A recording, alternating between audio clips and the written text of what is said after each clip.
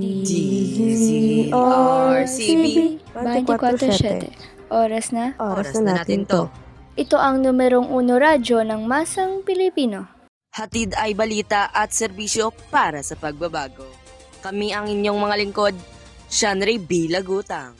Kaysa May B. Cantero. Ramagina Larcon. At Janelu S. Contridas. Ito ang DZRCB 24/7 sa inyong mga radyo.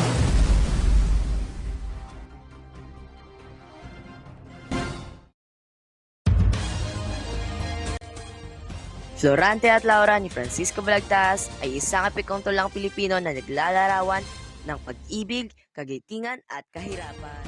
Ang kwento ay tungkol sa pag-ibig ni Florante at Laura na inilalarawan ng kanilang paglalakbay sa gitna ng mga pagsubok at kaguluhan sa kaharian ng Albania. Ang kwento ay napapakita ng pag-ikibaka para sa katarungan at kalayaan laban sa mga kaaway ng bayan.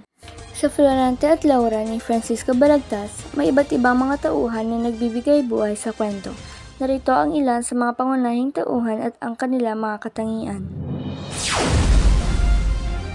This commercial is brought to you by MX3. Ang MX3 ay mula sa mangosteen na may alpha, beta at gamma mangosteen.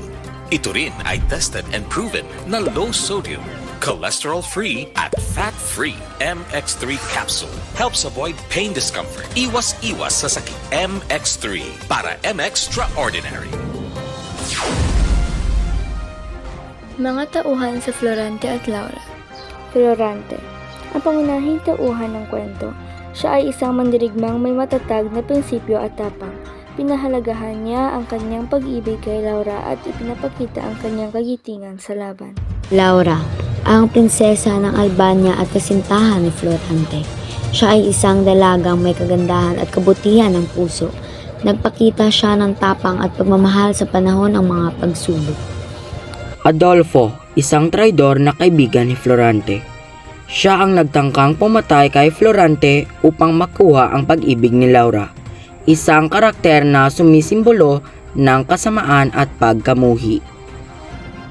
Flereda, isang dalagang mandirigma na kaibigan ni Florante.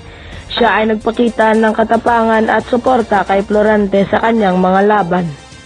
Aladdin, isang mabait at tapat na kaibigan ni Florante. Siya ay tumutulong kay Florante sa mga oras ng pangangailangan at nagbigay payo at gabay.